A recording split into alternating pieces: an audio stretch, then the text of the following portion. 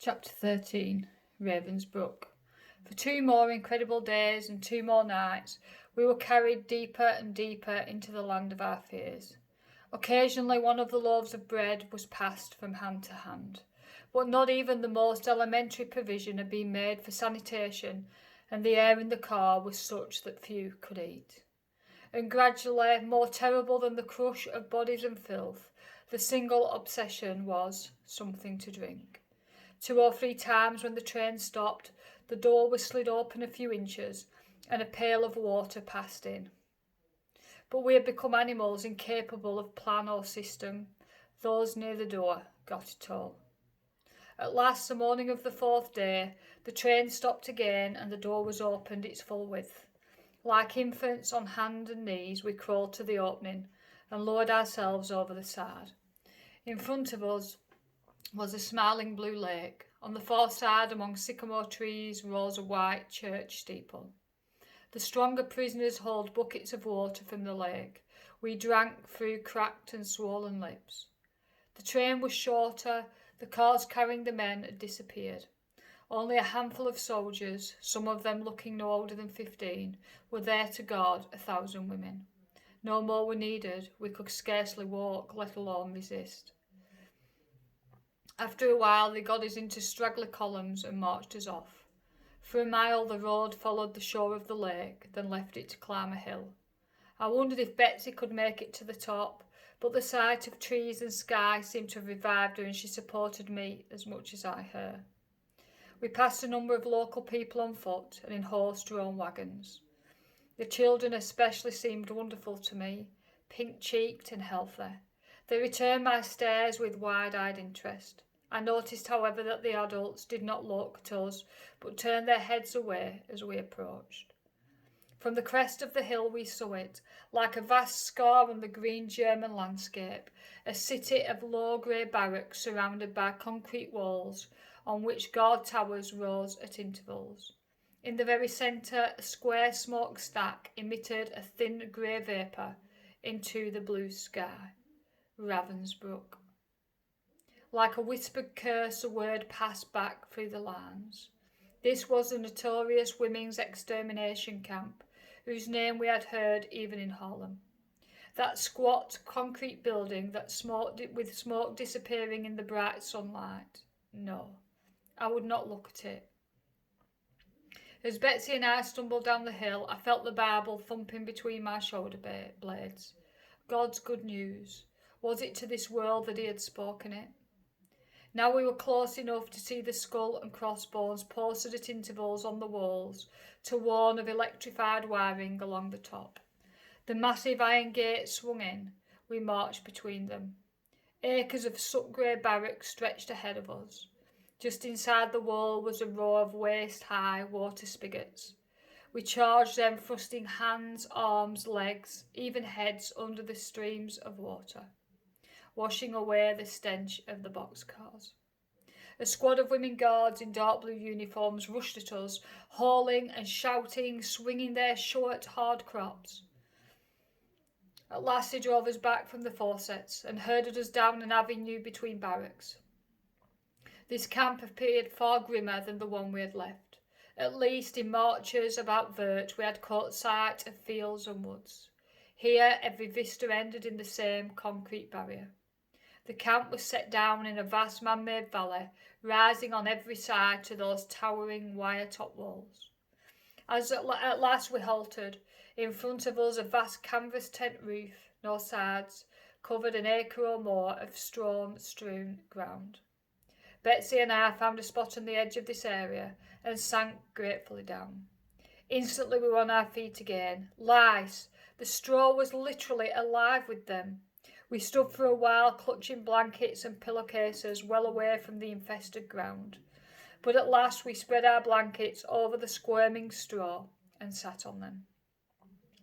Some of the prisoners had brought scissors from Vert. Everywhere beneath the huge tent women were cutting one another's hair. A pair was passed to us. Of course we must do the same. Long hair was folly in such a place. But as I cut Betsy's chestnut waves, I cried. Toward the evening there was a commotion at one end of the tent. A line of SS guards was moving across it, driving women out from under the canvas. We scrambled to our feet and snatched up our blankets as they bore down on us. Perhaps 100 yards beyond the tent, the chase stopped. We stood about, uncertain what to do. Whether a new group of prisoners had arrived or what the reason was for driving us from the tent, no one knew. Women began spreading their blankets on the hard cinder ground. Slowly it dawned on Betsy and me that we were to spend the night where we stood. We laid my blanket on the ground, stretched out side by side, and pulled hers over us. The night is dark and I am far from home. Betsy's sweet soprano was picked up by voices all around us. Lead thou me on. We were waked up sometime in the middle of the night by a clap of thunder and a deluge of rain. The blankets soaked through and water gathered in puddles beneath us. In the morning the field was a vast sodden swamp. Hands, claws and faces were black from the cinder mud. We were still wringing water from our blankets when the command came to line up for coffee. It was not coffee but a thin liquid of approximately the same colour, and we were grateful to get it as we shuffled double file past the makeshift field kitchen. There was a slice of black bread for each prisoner too, then nothing more until we were given a ladle of turnip soup and a small boiled potato late in the afternoon. In between, we were kept standing at rigid attention on the soggy parade ground where we had spent the night. We were near one edge of the huge camp here, close enough to the outer walls to see the triple row of electric wires running along the top. 2 entire days we spent this way, stretching out again the second night right where we stood. It did not rain again, but ground and blankets were still damp. Betsy began to cough. I took Nolly's blue sweater from my pillowcase, wrapped it around her and gave her a few drops of the vitamin oil. But by morning she had agonising intestinal cramps. Again and again throughout that second day she had to ask the impatient woman monitor at the head of our row for permission to go to the ditch that served as sanitary facility. It was the third night as we were getting ready to lie down again under the scar when the order came to report to the processing centre for new arrivals. A 10-minute march brought us to the building. We inched along a corridor into a huge reception room, and there under the harsh ceiling lights we saw a dismal sight. As each woman reached a desk where some officers sat, she had to lay a blanket, pillowcase and whatever else she carried onto a growing pile of these things. A few desks further along she had to strip off every scrap of clothes, throw them onto a second pile, and walk naked past the scrutiny of a dozen SS men into the shower room. Coming out of the shower, she wore only a thin prison dress and a pair of shoes. Nothing more. But Betsy needed that sweater. She needed the vitamins. Most of all, we needed our Bible. How could we live in this place without it? But how could I ever take it past so many watchful eyes without their overalls covering us? We were almost at the first desk. I fished desperately in my pillowcase, drew out the bottle of vitamins and closed my fist around them. Reluctantly, we dropped the other things on the heap that was fast becoming a mountain. Dear God, I prayed, you have given us this precious book. You have kept it hidden through checkpoints and inspections. You have used it for so many. I felt Betsy stagger against me and looked at her in alarm. Her face was white, her lips pressed tight together. A guard was passing by. I begged him in German to show us the toilets. Without so much as a glance, he jerked his head in the direction of the shower room. Timidly, Betsy and I stepped out of line and walked to the door of the big, dank-smelling room with its row on row of overhead spigots. It was empty, waiting for the next batch of 50 naked and shivering women to be admitted. Please, I said to the SS man guarding the door, where are the toilets? He did not look at me either. Use the drain holes, he snapped, and as we stepped inside, he slammed the door behind us. We stood alone in the room where a few minutes later we would return, stripped even of the clothes on our backs. Here were the prison things we were to put on, piled just inside the door. From the front and back of each otherwise ordinary dress, a large X had been cut and replaced with cloth of another colour. And then we saw something else. Stacked in the far corner, a pile of old wooden benches. They were slimy with mildew and crawling with cockroaches, but to me they seemed the furniture of heaven itself. "The sweater! Take the sweater off!" I hissed, fumbling with the string at my neck. Betsy handed it to me, and in an instant I had wrapped it around the Bible and the vitamin bottle, and stuffed the precious bundle behind the benches. And so it was that when we were herded into the room 10 minutes later, we were not poor, but rich. Rich in this new evidence of the care of him who was God, even of Ravensbrück. We stood beneath the spigots as long as the flow of icy water lasted, feeling it soften our lice-eaten skin. Then we clustered, dripping wet, around the heap of prison dresses, holding them up, passing them about, looking for approximate fits. I found a loose long-sleeved dress for Betsy that would cover the blue sweater when she would have a chance to put it on. I squirmed into another dress for myself, then reached behind the benches and shoved the little bundle quickly inside the neck. I made a bulge you could have seen across the groat mark. I flattened it out as best I could, pushing it down, tugging the sweater around my waist, but there was no real concealing it beneath the tiny cotton dress. And all the while I had the incredible feeling that it didn't matter, that this was not my business, but God's. That's all I had to do was walk straight ahead. As we trooped back over through the shower room door, the SS man ran their hands over every prisoner, front, back and sides. The woman ahead of me was searched 3 times, behind me Betsy was searched, no hand touched me. At the exit door to the building was a second ordeal, a line of women, guards examining each prisoner again. I slowed down as I reached them, but the Augustin in charge shoved me roughly by the shoulder. "Move along, you're holding up the line." And so Betsy and I arrived at Barracks 8 in the small hours of the morning, bringing not only the Bible, but a new knowledge of the power of him whose story it was.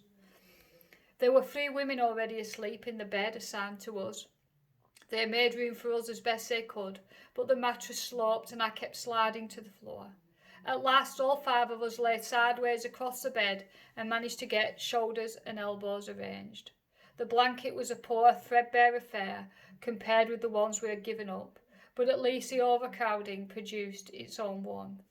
Betsy had put on the blue sweater beneath a long-sleeved dress, and wedged now between me and the others as shivering gradually subsided, and she was asleep. I lay awake a while longer, watching a searchlight sweep the rear wall in long, regular arcs, hearing the distant calls of soldiers patrolling the walls. Morning roll call at Ravensbrück came half an hour earlier than Vert. By 4:30 a.m. we had to be standing outside in the black pre-dawn chill, standing at parade attention in blocks of 100 women, 10 wide, 10 deep. Sometimes after hours of this we would gain the shelter of the barracks, only to hear the whistle. Everybody out, fall in for roll call. Barracks 8 was in the quarantine compound. Next to us, perhaps as deliberate warning to newcomers, were located the punishment barracks. From there, all day long and often into the night, came the sounds of hell itself. They were not the sounds of anger or of any human emotion, but of a cruelty altogether detached. Blows landing in regular rhythm, screams keeping pace. We would stand in our 10 deep ranks with our hands trembling at our sides, longing to jam them against our ears to make the sound stop. The instant of dismissal we would mob the door of Barracks 8, stepping on each other's heels in our eagerness to get inside, to shrink the world back to understandable proportions. It grew harder and harder. Even within these 4 walls there was too much misery, too much seemingly pointless suffering. Every day something else failed to make sense. Something else grew too heavy. Will you carry this too, Lord Jesus? But as the rest of the world grew stranger, one thing became increasingly clear, and that was the reason the 2 of us were here. Why others should suffer we were not shown. As for us, from morning until lights out, whenever we were not in ranks for roll call, our Bible was the centre of an ever-widening circle of help and hope. Like waves clustered around a blazing fire, we gathered about it, holding out our hearts to its warmth and light. The blacker the night grew around us, the brighter and truer and more beautiful burned the Word of God. Who shall separate us from the love of Christ? Shall tribulation or distress, or persecution, or famine, or nakedness, or peril, or sword? Nay, in all these things we are more than conquerors through him that loved us. I would look about us as Betsy read, watching the light leap from face to face. More than conquerors. It was not a wish, it was a fact. We knew it, we experienced it minute by minute. Poor, hated, hungry. We are more than conquerors. Not we shall be, but we are. Life in Ravensbrück took place on two separate levels, mutually impossible. One, the observable external life, grew every day more awful. The other, the life we live with God, grew daily better, truth upon truth, glory upon glory. Sometimes I would slip the Bible from its little sack with hands that shook, so mysteries had it become to me. It was new, it had just been written. I marvelled sometimes that the ink was dry. I had believed the Bible always, but reading it now had nothing to do with belief. It was simply a description of the way things were, of hell and heaven, of how men act and how God acts. I had read 1,000 times the story of Jesus' arrest, how soldiers had slapped him, laughed at him, flogged him.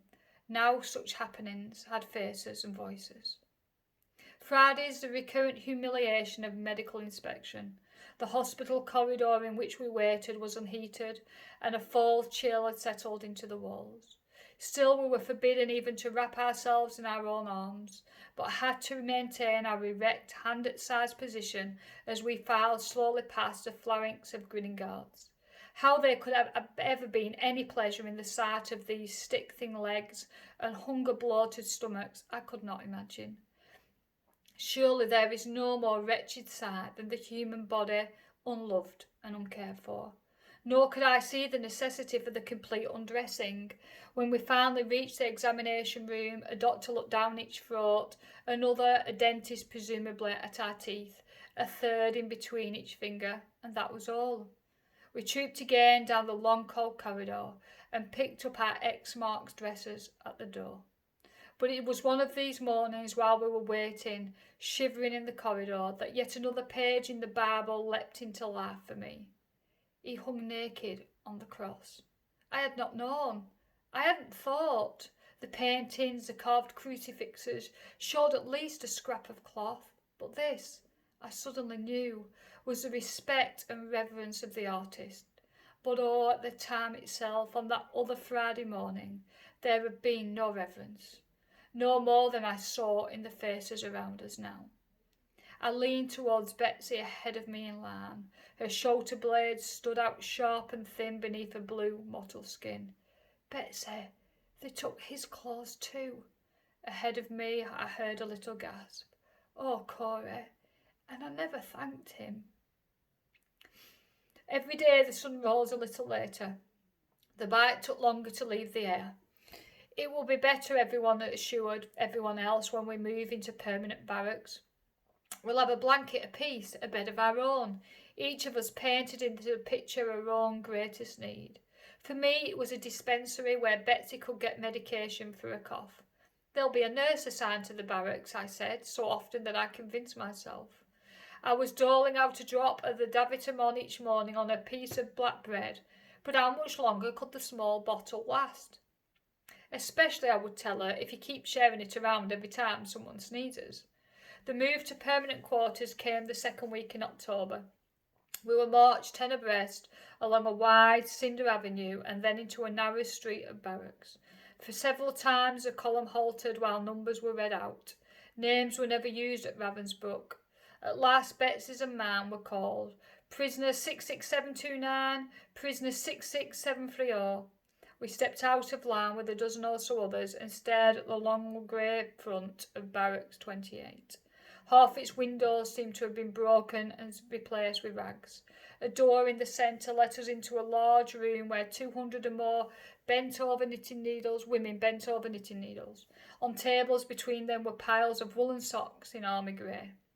On either side, doors opened into two still larger rooms, by far the largest dormitories we had yet seen. Betsy and I followed a prisoner guard through the door at the right. Because of the broken windows, the vast room was in semi-twilight. Our noses told us first that the place was filthy.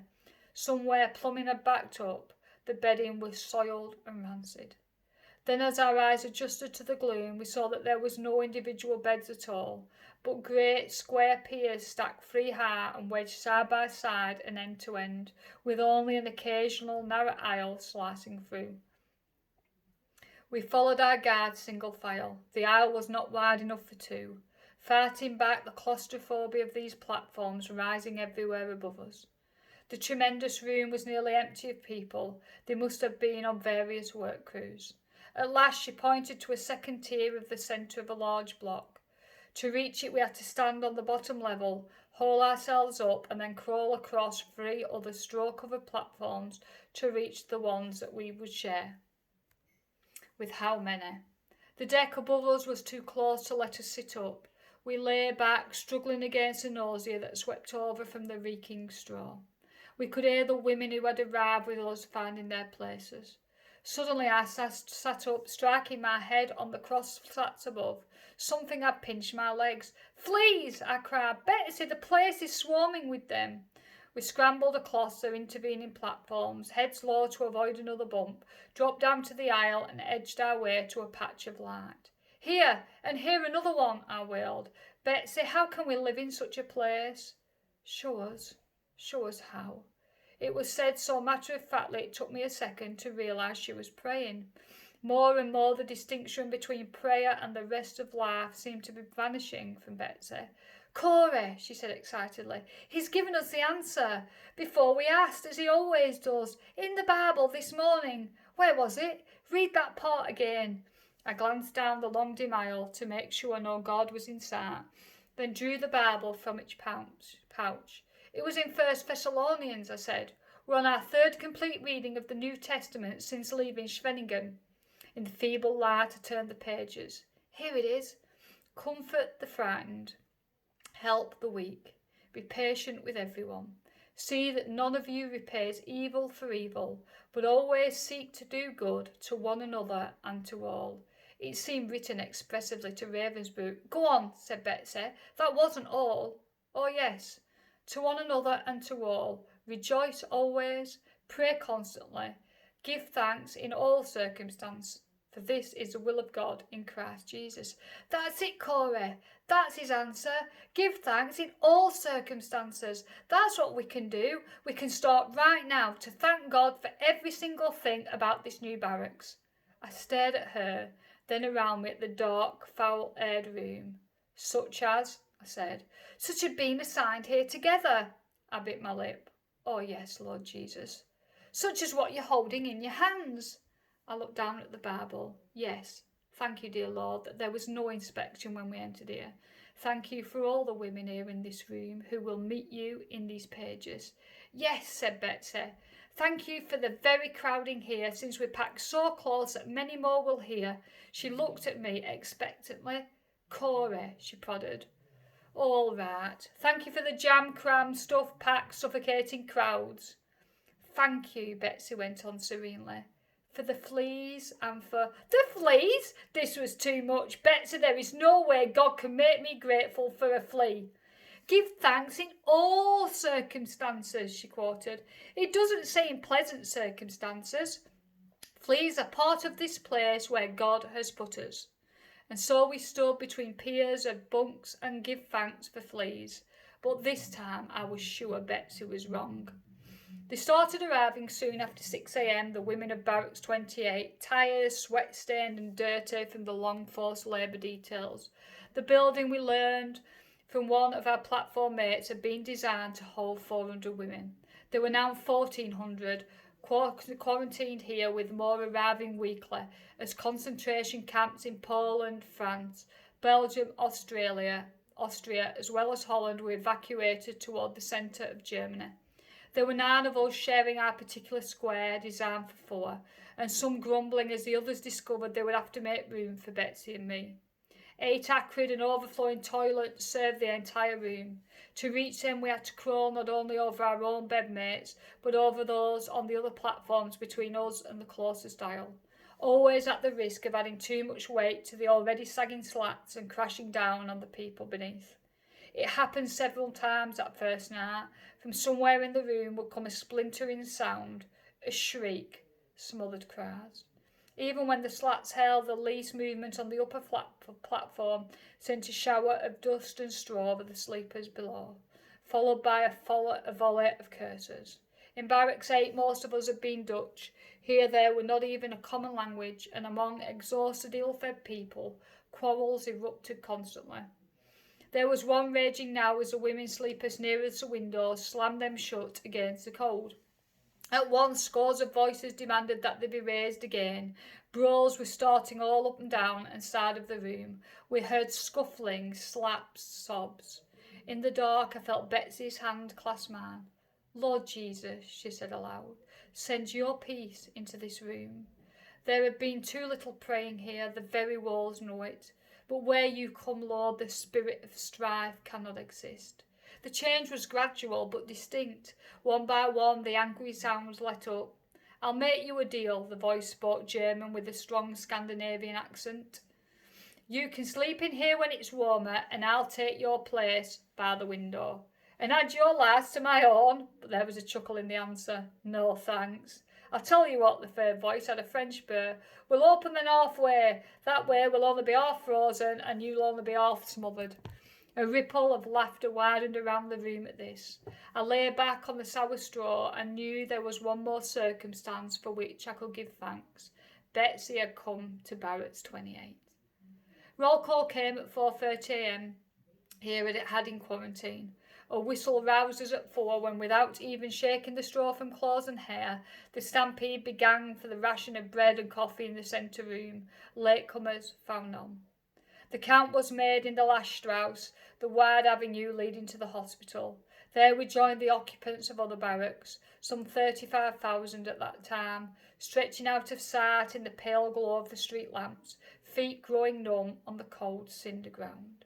After roll call, work crews were called out. For weeks, Betsy and I were assigned to Siemens factory. This huge complex of mills and railroad terminals was 1.5 miles from the camp.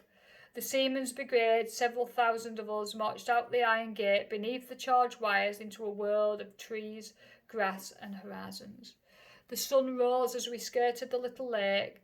The gold of the late fall fields lifted our hearts.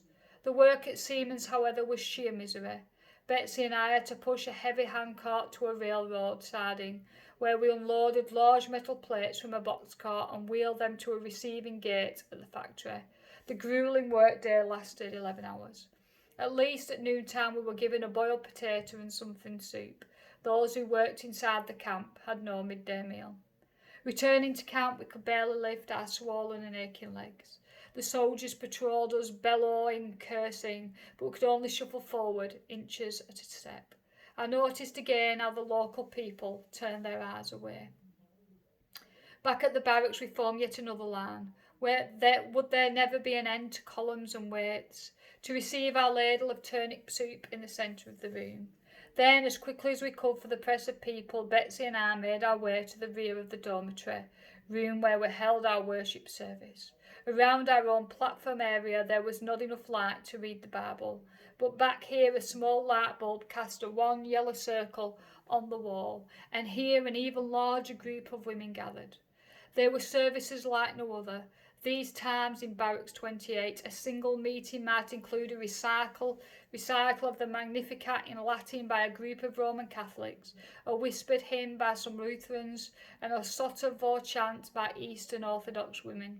With each moment the crowd around us would swell, packing the nearby platforms, hanging over the edges, until the high structures groaned and swayed. At last either Betsy or I would open the Bible. Because only the Hollanders could understand the Dutch text, we would translate aloud in German, and then we would hear the life-giving words passed back along the aisles in French, Polish, Russian, Czech, back into Dutch.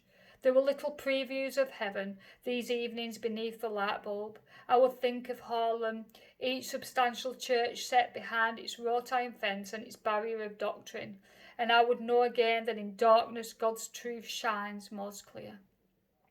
At first, Betsy and I called these meetings with great timidity, But as night after night went by and no guard ever came near us, we grew bolder. So many now wanted to join us that we held a second service after evening roll call. There on the Lagerstrasse we were under rigid surveillance, guards in their warm wool capes marching constantly up and down. It was the same in the centre room of the barracks, half a dozen guards or camp police always present. Yet in the large dormitory room there was almost no supervision at all. We did not understand it. Another strange thing was happening. The Davitamon bottle was continuing to produce drops. It scarcely seemed possible. So small a bottle, so many doses a day. Now, in addition to Betsy, a dozen others on our pier were taking it. My instinct was always to hoard it. Betsy was growing so very weak, but others were ill as well.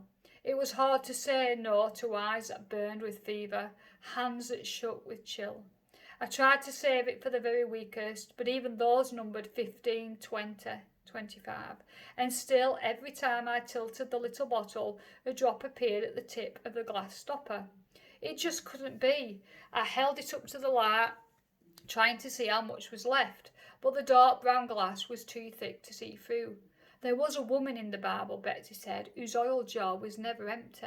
She turned to it in the Book of Kings, the story of the poor widow of Zarephath who gave Elijah a room in her home.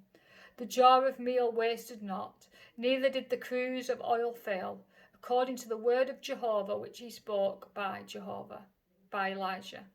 Well, but wonderful things happened all through the Bible. It was one thing to believe that such things were possible thousands of years ago, another to have it happen now, to us, this very day. And yet it happened, this day and the next, until an odd little group of spectators stood around watching the drops fall onto the daily rations of bread.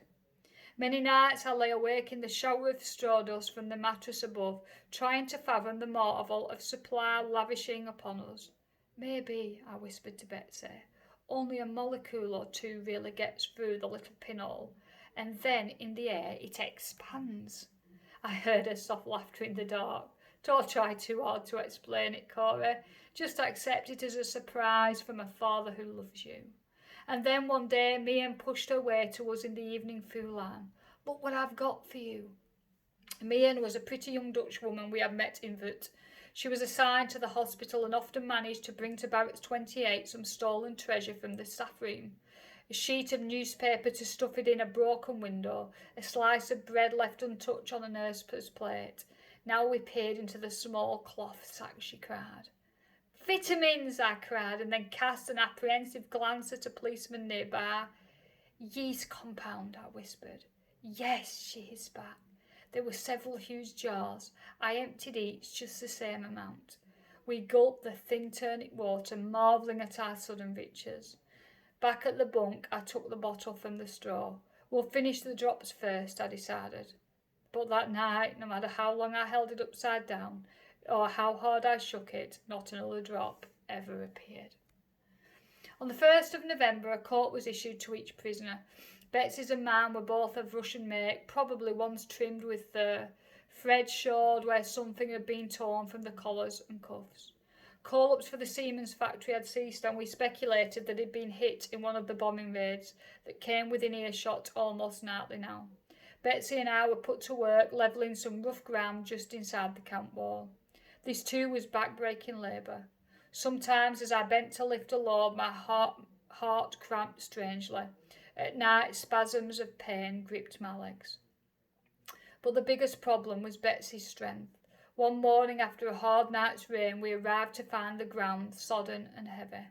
Betsy had never been able to lift much. Today her shovelfuls were microscopic, and she stumbled frequently as she walked to the low ground where we dumped the loge. Schneller, a guard screamed at her. Can't you go faster? Why must they scream, I wondered, as I sank my shovel into the black muck. Why couldn't they speak like ordinary human beings? I straightened slowly, the sweat drying on my back. I was remembering where we had first heard this maniac sound. The beige, in Tanti Anne's room, a voice coming from the shell-shaped speaker, a scream lingering in the air even after Betsy had leapt to shut it off. Loafer! Lazy swine! The guard snatched Betsy's shovel from her hands and ran from group to group of the digging crew, exhibiting the handful of dirt that was all Betsy had been able to lift. Look what Madame Baroness is carrying. Surely she will overexert herself. The other guards and even some of the prisoners laughed. Encouraged, the guard threw herself into a parody of Betsy's faltering walk. A male guard was with one detail today, and the presence of man and women guards were always animated. As the laughter grew, I felt a murderous anger rise. The guard was young and well fed. Was it Betsy's fault that she was old and starving? But to my astonishment, Betsy too was laughing. That's me, all right, she admitted. But you'd better let me totter along with my little spoonful, or I'll have to stop altogether. The guard's plump cheeks went crimson. I'll decide who's to stop. And snatching the leather crop from her belt, she slashed Betsy across the chest and neck. Without knowing I was doing it, I had seized my shovel and rushed at her. Betsy stepped in front of me before anyone had seen. Corey, she pleaded, dragging my arm to her side. Corey, keep working. She took the shovel from my hand and dug it into the mud. Contemptuously, the guard tossed Betsy's shovel towards us.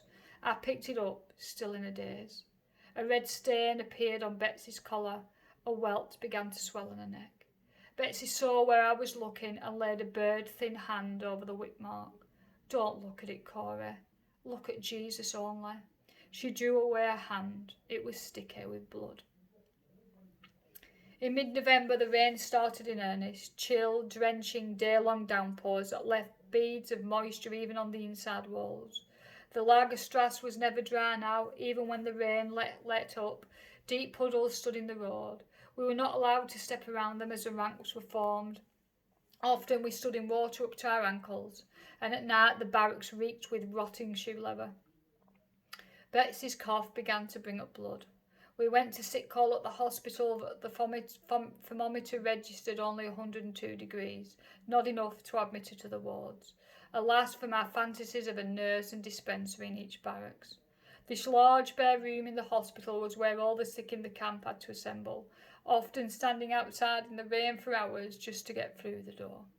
I hated the dismal place full of sick and suffering women, but we had to go back again and again, for Betsy's condition was growing worse. She was not repelled by the room as I was. To her it was simply a setting in which to talk about Jesus, as indeed was every place else. Wherever she was at work in, the food line, in the dormitory, Betsy spoke to those around her about his nearness and his yearning to come into their lives. As her body grew weaker, her faith seemed to grow bolder. And sick call was such an important place, Corey. Some of these people are at the very threshold of heaven. At last one night, Betsy's fever registered over the required 104 degrees. There was another long wait until a nurse appeared to lead her and half a dozen others into the hospital proper. I stayed with them as far as the door to the ward, then made my way slowly back to the barracks. As usual, as I stood in the door of the dormitory, it reminded me most of an anthill. Some women were already asleep after the long work day, but most were stirring about, some waiting for a turn at the toilets, others picking lice off themselves and their neighbours. I twisted and squirmed through the crowded aisles to the rear where the prayer service was just ending. Nights when Betsy and I reported to sick call, we left the Bible with Mrs. Wellmaker, a saintly Roman Catholic woman from The Hague, who could render the Dutch words in German, French, Latin or Greek. Women crowded around me asking about Betsy. How was she? How long would she have to stay? Lights out blew and the scramble into the bunks began. I hoisted myself to the middle tier and crawled across those already in place. What a difference since Betsy had come to this room, where before this had been the moment for scuffles and cursing. Tonight the huge dormitory buzzed with "sorry," "excuse me," and "no harm done." I found our section in the dark and squeezed into a spot in the middle. From the doorway a searchlight swept the room, lingering on blocks where anything stirred. Someone's elbow dug into my back. Another woman's feet were 2 inches from my face. How was it possible, packed so close, to be so utterly and miserably alone?